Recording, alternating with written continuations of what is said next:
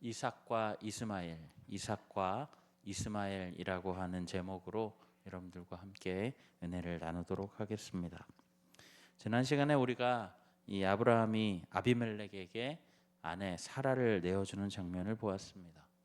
이미 애굽의 바로에게 거의 같은 잘못을 한 적이 있었음에도 불구하고 학습 효과가 전혀 없었는지 동일한 잘못을 반복하고 있죠.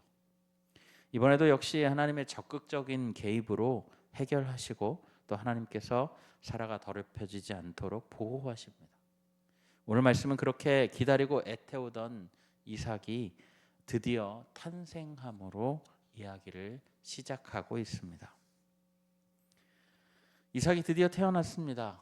1절 말씀을 보면 여호와께서 말씀하신 대로 사라를 돌보셨다라고 표현합니다. 이 돌보심이라고 하는 표현 안에는 우리가 앞서서 본 대로 아비멜렉으로부터 더럽혀지지 않도록 보호하셨다라고 하는 의미를 포함하고 있죠. 또 말씀하신 대로 사라에게 행하셨다라고 하는데 그것은 이미 그동안 우리가 이 말씀을 시작할 때부터 이 아브라함의 여정을 시작할 때부터 계속해서 반복되었던 바로 그 언약이 이루어졌음을 말합니다. 이 아브라함으로부터 낳은 아들은 하나님이 이미 지어놓으셨던 이름인 이삭으로 이름이 붙여지죠. 그리고 태어난 지 8일 만에 이 관례에 따라서 이 할례를 행하게 됩니다. 아브라함으로부터 낳은 아들은 이 25년을 기다려서 낳은 아들입니다. 그리고 그 아들을 두고 사라는 이렇게 이야기합니다. 6절 말씀인데요. 제가 한번 읽어드리겠습니다. 사라가 이르되 하나님이 나를 웃게 하시니 듣는 자가 다 나와 함께 웃으리로다. 기억하시겠지만 처음에 아브라함과 사라는 하나님께서 다른 사람이 아니고 바로 너희 둘 사이에 이삭을 낳을 것이다 라고 말씀하셨죠. 그럴 때에 이 사람들은 웃었습니다. 행복하거나 즐거워서 웃은 게 아닙니다. 말이 안 된다라는 거죠. 둘 다 육체적으로 자녀를 생산할 수 있는 기능이 죽은 상태였기 때문입니다. 그러나 하나님은 두 사람이 하나님의 말씀을 비웃은 것을 아시면서도 아이의 이름을 웃다라는 뜻의 이삭이라고 지으셨죠. 이제 이삭은 뜻깊은 비웃음의 의미가 아닙니다. 듣는 자가 다 함께 웃게 되는 진정한 기쁨의 상징의 의미가 되었죠. 그리고 하나님의 일하심을 찬양하는 웃음이 되었습니다. 여러분 생각해 보십시오. 그동안 이 부부가 얼마나 스트레스가 많았겠습니까? 그리고 그 과정에서 믿음의 상속자가 처음에는 조카 롯인 줄 알았고 다음에는 이 종인 엘리에셀인 줄 알았으며 애굽 출신 하녀인 하갈을 통해서 낳은 이스마엘인 줄 알았습니다. 중간에 아브라함은 자신의 생명을 보존하고자 아내를 2번이나 누이라고 속이면서 물론 하나님께서 인도하셔서 그렇게 될 일은 없었겠지만 하마터면 믿음의 계보가 꼬일 뻔한 그런 상황들을 겪어왔죠. 그리고 이 일들이 남긴 문제들을 정리할 시간이 도래했다라는 것입니다. 우리가 8절과 9절 말씀을 함께 읽어보겠습니다. 8절과 9절입니다. 함께 읽겠습니다. 아이가 자라매 젖을 떼고 이삭이 젖을 떼는 날에 아브라함이 큰 잔치를 베풀었더라. 사라가 본즉 아브라함의 아들 애굽 여인 하갈의 아들이 이삭을 놀리는지라. 이삭이 태어났을 때에는 잔치를 베풀었다는 말이 없는데 지금 보시면 젖을 뗐을 때에는 큰 잔치를 베풀었다라고 기록하고 있죠. 이것은 그 당시에 영아 사망률이 높았기 때문에 이 젖을 뗄 때까지 살아있으면 보통은 한 3살 정도 될 때까지 이 아이를 젖을 물린다라고 이야기를 하는데요. 이 젖을 떼게 되면 그때까지 살아있으면 잔치를 베푸는 그런 풍습이 있었다고 합니다. 그런데 이 잔치에서 하갈의 아들인 이스마엘이 이삭을 놀렸다라고 성경은 기록합니다. 이 놀렸다라고 하는 이 히브리어 표현은요, 이 해석하는 학자들에 따라서 다른 부분에 있는 말씀을 가지고 와서 핍박했다라고 번역하는 사람들도 있는데, 대부분은 이 부분을 조롱하였다라고, 희롱하였다, 이전 성경에는요 희롱하였다라고 그렇게 해석을 합니다. 여러분 기억이 나시는지 모르겠는데, 이 하갈이 이스마엘을 가졌을 때에 그녀는 여주인인 사라를 업신여겼습니다. 그리고 오늘 그의 아들은 아브라함의 적자인 이삭을 희롱하고 있습니다. 이걸 이제 어머니인 사라가 보았을 때에 그냥 두면 이삭의 장자 자리를 위협하거나 빼앗으려고 할 것이다라고 생각을 했던 거죠. 그래서 분노한 사라는 아브라함에게 강력하게 요구합니다. 10절과 11절 말씀인데요, 제가 한번 읽어드리겠습니다. 그가 아브라함에게 이르되 이 여종과 그 아들을 내쫓으라. 이 종의 아들은 내 아들 이삭과 함께 기업을 얻지 못하리라 하므로 아브라함이 그의 아들로 말미암아 그 일이 매우 근심이 되었더니. 우리가 지금의 상식으로 이 상황을 생각을 해보면 아버지인 아브라함이 이삭에게 상속하겠다라고 결심만 하게 되면 큰 문제가 없어 보입니다. 그런데 그때 당시에 근동 지방에서 이런 통념이라는 게 있습니다. 그 함무라비 법전이라고 해서 그 당시 이제 근동 지방을 지배했던 이 함무라비라고 하는 대왕이 쓴 그 법조문에 따르면 여종을 통해 낳은 아들을 아버지가 인정하게 되면 반드시 아내의 아들과 동일하게 재산을 나누어야 한다라고 적혀 있다고 합니다. 그러니까 그 말대로라면 고대 근동에서는 하갈의 아들인 이스마엘과 이 사라의 아들인 이삭이 동일하게 아버지의 재산을 상속받게 된다라는 것이죠. 그리고 11절에 보시면 이 문제를 두고 아브라함이 매우 근심했다라고 기록합니다. 여기 이 근심이라고 번역된 히브리어 안에는요 불만이 포함되어 있습니다. 이 불만은 뭐냐면, 애초에 아내인 사라가 이 하갈을 자신에게 들이밀지 않았더라면 이 문제가 생기지 않았을 것이 아니냐라고 하는 불만도 있었고, 또 하나는 동시에 이제 이 사회적인 통념을 깨야 하는데라고 하는 부담감도 함께 포함하고 있었다라는 겁니다.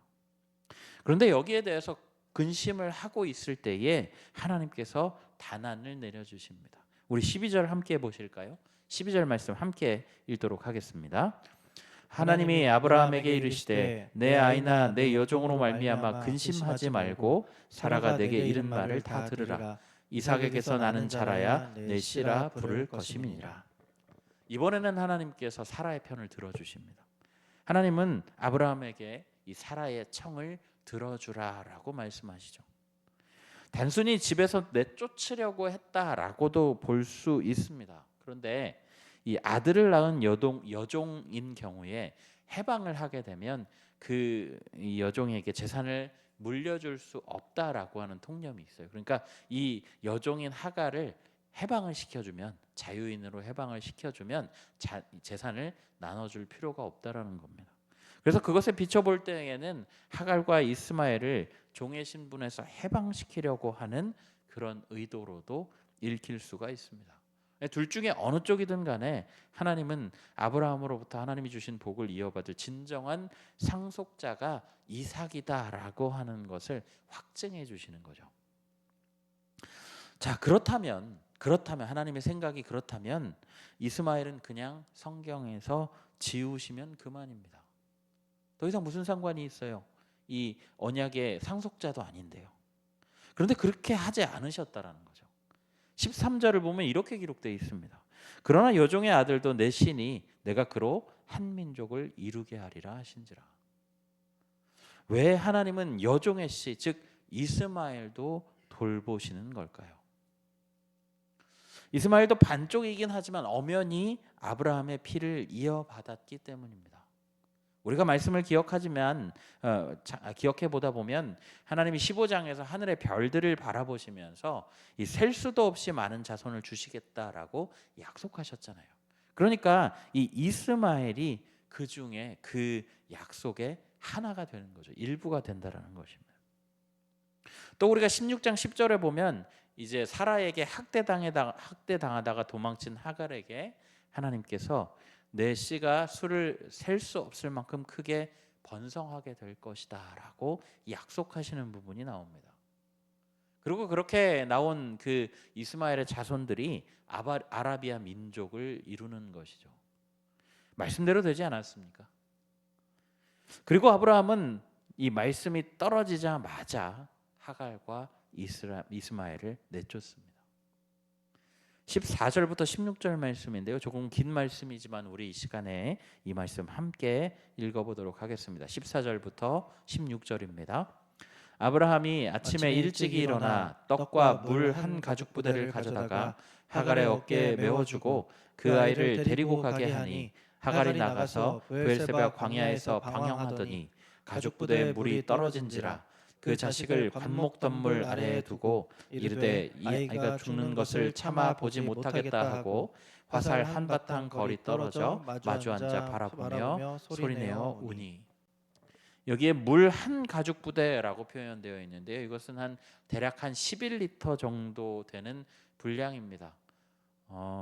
이게 그렇게 떡도 그렇고 물도 그렇고 그렇게 많은 양은 아니라고 합니다. 특히나 이 사막 지역 같은 데를 이동하게 되면 탈수 현상이 많이 일어나기 때문에 더 많은 물이 필요하다라고 합니다. 그렇게 많은 물과 떡을 주지 않은 이유에 대해서 이 어떤 이들은 하갈과 이스마엘이 멀지 않은 곳에 정착하라고 이렇게 적은 물과 떡을 주었다라고 말하는 사람도 있습니다. 어쨌거나 결국 하갈은 얼마 가지 못해서 이 브엘세바 광야에서 방황하다가 물이 다 떨어지게 된 것이죠.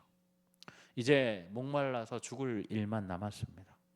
절망 속에 아들을 관목 덤불 아래에 둡니다. 이 두었다라고 하는 표현은 던져 놓았다, 버려두었다라고 하는 표현이에요. 그러니까 이 아들을 버려놓고 이제 조금 벗어나서 조금 떨어져서 그 아들이 죽는 것을 참아 보지 못하겠다라고 이야기를 하고 있는 것입니다. 그리고 통곡하죠. 그런데 하나님께서 친히 나타나십니다. 17절 제가 17절과 18절 읽어드리겠습니다. 하나님이 그 어린아이의 소리를 들으셨으므로 하나님의 사자가 하늘에서부터 하갈을 불러 이르시되 하갈아 무슨 일이냐 두려워하지 말라 하나님이 저기 있는 아이의 소리를 들으셨나니 일어나 아이를 일으켜 내 손으로 붙들라 그가 큰 민족을 이루게 하리라 하시니라. 하나님이 이렇게 말씀하시는 거예요. 걱정하지 마라. 내가 그 어린아이의 소리를 들었다. 그 아이는 죽지 않을 것이다. 내가 약속하지 않았니? 내가 그 아이로 큰 민족을 이룰 거야. 하나님께서 친히 이 하갈을 위로하시는 것이죠. 그리고 그녀의 눈을 밝히십니다. 19절에 보면 이렇게 기록합니다. 하나님이 하갈의 눈을 밝히셨으므로 샘물을 보고 가서 가죽 부대에 물을 채워다가 그 아이에게 마시게 하였더라. 보이지 않던 샘물이 보입니다. 그리고 하갈과 이스마엘은 살아나게 되죠. 그리고 그 이후에 이스마엘의 삶을 성경은 이렇게 기록합니다. 하나님이 그 아이와 함께 계심에 그와 장성하여 광야에서 거주하며 활 쏘는 자가 되었더니 그가 바란 광야에 거주할 때에 그의 어머니가 그를 위하여 애굽 땅에서 아내를 얻어 주었더라. 이후로 이스마엘은 성경에 등장하지 않습니다. 딱 한 번 25장에 이 아브라함의 부고를 듣고 찾아와서 이삭과 함께 장사 지낼 때 그때 한번 등장하고요. 그 이후에는 그의 아들들이 어떻게 되었다는 족보에서만 등장할 뿐입니다. 그는 활 쏘는 자가 되어서 광야에서 거친 삶을 살면서 아라비아 여러 민족의 뿌리가 되었죠. 그리고 이 애굽인 아내를 얻습니다. 이 애굽인 아내를 얻은 것은 어머니가 애굽 사람이었기 때문에 너무 자연스러운 일이었겠죠. 그래서 애굽인 아내를 얻음으로써 자연스럽게 이 믿음의 계보에서 완전히 하차하게 됩니다. 저는 오늘 말씀을 묵상하고 또 설교를 준비하면서 의문이 들었던 부분이 한 부분 있습니다. 하나님은 왜 하갈과 이스마엘에게 관심을 거두지 않으실까요? 앞서도 말씀드렸지만 믿음의 계보에서 이미 탈락한 사람들입니다. 그럼에도 불구하고 20절 말씀에서 하나님이 그 아이와 함께 계심에라고 하는 말씀이 의아했던 거죠. 물론 우리가 13절을 살펴보면서 이스마엘이 그래도 이 아브라함의 씨이며 그에게 약속하신 바가 있기 때문에 그를 돌보셨다라고 하는 부분을 우리가 감안을 한다고 하더라도 하나님이 굳이 믿음의 계보도 아닌 이스마엘을 돌보신다라고 하는 점이 이상하게 느껴지더라는 것이죠. 물론 하나님은 세상의 모든 것을 돌보십니다. 그러나 그렇다고 해서 성경에 하나님이 모든 것을 돌보신다라고 기록하지 않아요. 그런데 굳이 이스마엘에 대해서만큼은 하나님이 그 아이를 돌보심에라고 기록합니다. 뭔가 특별함이 있다라는 것이죠. 우리가 좀 생각해 보면 이스마엘은 태생 자체가 잘못된 사람입니다. 시작은 사라의 권유였죠. 사라는 자신이 아이를 낳지 못하니까 애굽 사람 자기의 여종인 하갈을 통해서 아이를 낳으라라고 했습니다. 문제의 해답을 완전히 잘못 찾은 것이죠. 이런 편법을 통해서라도 믿음의 계보와 축복을 얻으려고 했다라는 겁니다. 그리고 그걸 아브라함도 거부하지 않고 받아들였잖아요. 말씀을 읽는 우리 독자분들은 그것은 사라의 잘못이지 아브라함은 아내의 잘못을 받아들인 것뿐이다라고 말씀하실 수 있겠지만, 여러분, 하와가 아담에게 선악과를 건넸다고 해서 아담이 죄를 면하지는 못했습니다. 마찬가지로 엄밀하게 이야기한다면 가문의 가장으로서 아내의 요구를 받아들인 아브라함의 책임이고 이 잘못이고 책임이라는 거죠. 하나님은 그 선택에 책임이 없습니다. 그렇기 때문에 이스마엘을 책임지실 필요는 없습니다. 그런데도 하나님은 이 아브라함의 실수까지도 책임지시고, 비록 믿음의 계보에서 탈락했다 할지라도 보살펴 주셔서 그에 대한 언약까지도 이루시는 모습을 우리가 성경을 통해 확인하고 있는 것이죠. 여러분, 분명하게 말씀드리는데 하나님은요, 자기 뜻을 분명하게 이루시는 분이십니다. 25년을 기다려야 했던 아브라함과 사라에게는 분명히 어려운 시간이었겠지만, 하나님은 하나님의 때에 하나님의 방법으로 하나님의 뜻을 이루시죠. 불신했던 모든 사람의 마음을 비웃음에서 기쁨으로 바꾸시고, 인간적인 시선에서 불가능한 것을 가능하게 하시는 하나님이십니다. 민수기 23장 19절은 하나님을 이렇게 기록합니다. 하나님은 사람이 아니시니 거짓말을 하지 않으시고 인생이 아니시니 후회가 없으시도다. 어찌 그 말씀하신 바를 행하지 않으시며 하신 말씀을 실행하지 않으시랴. 여러분, 그러나 그 와중에도 인간이 자신의 연약함으로 저지른 일조차도 책임지시는 놀라운 은혜를 베푸시는 분이 바로 하나님이십니다. 여기까지는 우리가 이제 모두가 동의하는 부분입니다. 모두가 동의하고 인정하는 부분이죠. 그런데 제가 아까 제기한 의문 기억하십니까? 복음 밖에 있는 자를 향해서도 역시 은혜를 베푸시고 있는 분이라는 사실이 우리를 놀랍게 하는 겁니다. 베이직 교회를 담임하는 조정민 목사는 이렇게 이야기합니다. 성경은 이스라엘 민족만을 위한 책이 아니라 열방을 향한 책입니다. 온 민족을 구원에 이르게 하시고자 하는 하나님의 경륜입니다. 이게 우리 머릿속에 정리되어 있어야 우리가 불신자들을 보는 눈, 비기독교인들을 보는 눈이 편협되거나 왜곡되지 않습니다.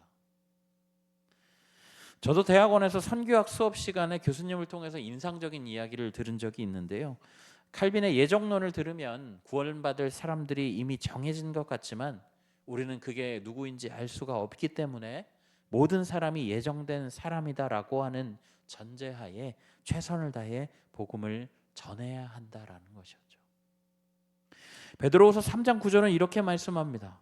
주의 약속은 어떤 이들이 더디다고 생각하는 것 같이 더딘 것이 아니라 오직 주께서는 너희를 대하여 오래 참으사 아무도 멸망하지 아니하고 다 회개하기에 이르기를 원하시느니라.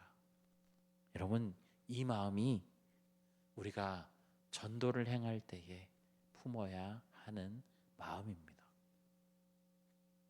선택은 하나님의 몫이죠. 그러나 그 복음을 듣게까지 하는 것은 우리의 역할입니다. 성도 여러분, 한 달 동안 우리가 새생명 축제를 진행하고 있죠. 여러분 계속해서 태신자를 품고 기도하시고 또 복음을 전하는 일에 애써 보셨습니다. 어떠셨나요? 참 어려운 일이고 마음이 힘들기도 하지만 언약 밖에 있는 백성들도 하나님이 돌보시는 백성임에는 확실합니다. 이제 우리가 아무도 멸망하지 않고 회개하기를 원하시는 그 하나님의 마음을 품고 한 사람이라도 더 이 복음을 듣도록 전파하는 일을 감당하기를 원합니다. 이것이 오늘 이삭의 탄생을 통해서 언약 백성을 돌보시는 하나님 못지않게 이스마엘과 같은 언약 밖의 백성들도 돌보시는 하나님을 통해 우리가 기억해야 하는 메시지라는 것이죠. 바라기는 오늘 이 자리에 계시거나 또 온라인에서 이 말씀을 함께 하시는 모든 성도님들이 이삭을 통해서 언약을 이루시는 하나님과 함께 이스마엘도 돌보시는 하나님, 언약 밖에 있는 백성들에게도 돌아오기를 원하시는 하나님의 마음을 기억하시기 바랍니다. 복음을 들고 세상 가운데 나아갈 때에 이러한 마음으로 모든 사람이 구원받을 것이다 라고 하는 전제로 복음을 전파하는 그 일 가운데 우리 성도님들이 모두 애쓰며 나아가시기를 예수 그리스도의 이름으로 간절히 부탁드립니다. 아멘. 우리 시간에 말씀을 기억하면서 함께 찬양하며 나아가실 텐데요. 우리 물이 바다 덮음같이 우리 찬양 함께 하나님 앞에 고백하며 나아가겠습니다.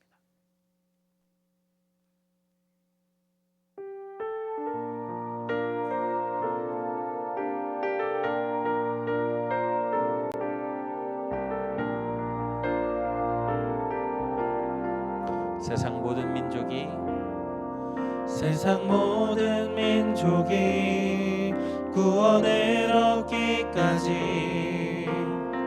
쉬지 않으시는 하나님, 주의 심장 가지고 우리 이제 일어나 주 따르게 하소서. 세상 모든 육체가 주의 영광 보도록 우릴 부르시는 하나님, 주의 손과 발 되어 세상을 치유하며 주 섬기게 하소서. 물이 바다 덮음같이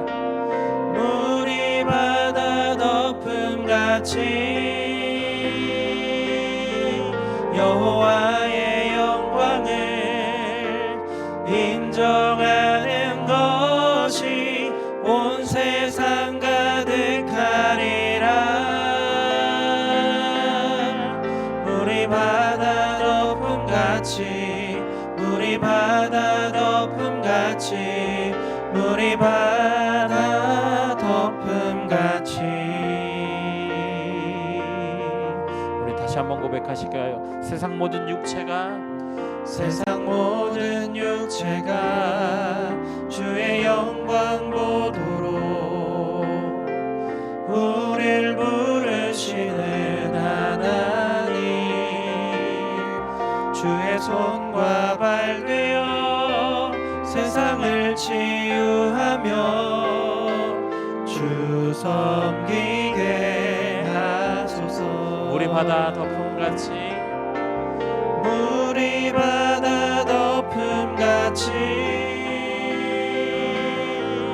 여호와의 영광을 인정하는 것이 온 세상 가득하리라. 물이 바다 덮음같이 물이 바다 덮음같이 물이 바다 덮음같이. 아멘. 오늘 이 시간에 말씀을 기억하면서 함께 기도하며 나아가실까요? 하나님 분명히 자기 뜻을 분명하게 이루시는 분이십니다. 25년을 기다려서 얻은 아들이지만 하나님의 때에 하나님의 방법으로 하나님의 뜻을 이루셨죠. 불신했던 모든 사람들을 비웃으면서 기쁨으로 또 바꾸셨고, 인간적인 시선에서 이 불가능을 넘어서는 가능하게 하시는 하나님임을 우리가 믿습니다. 그렇게 언약 백성들을 보호하시고 인도하시는 것처럼 오늘 말씀을 보니 언약 백성 밖에 있는 백성들에게도 동일한 은혜로 함께하고 계심을 우리가 보게 됩니다.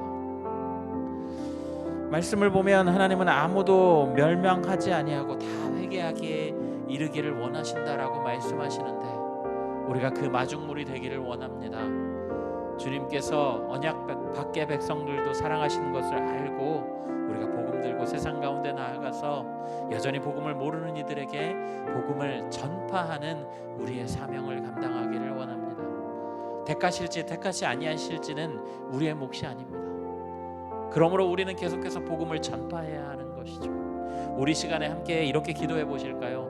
하나님, 언약 백성을 돌보시는 하나님, 그리고 언약 밖의 백성도 돌보시는 하나님, 우리가 그 백성들을 불쌍히 여기고 그들도 우리와 함께 복음에 거할 수 있도록 하나님, 우리가 복음 전파의 사명을 감당하기를 원합니다.